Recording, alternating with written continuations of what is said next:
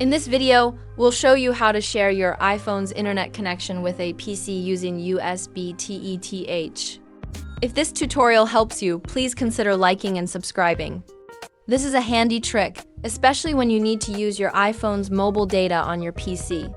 To get started, you'll need to have iTunes installed on your computer. If you already have it, you're good to go. If not, don't worry, you can use another device to download the installer. Transfer it to a USB drive, then plug that into your PC to install iTunes. Once iTunes is installed, the process is simple. Just connect your iPhone to your PC using a USB cable. A prompt will appear on your iPhone asking for permission to connect to the computer, and you might also see a prompt on your PC. If you've done this before, it should automatically connect. After this, you'll see that your PC is now connected to the internet via your iPhone's mobile data. Just go into your network settings, and you'll see that the connection is active.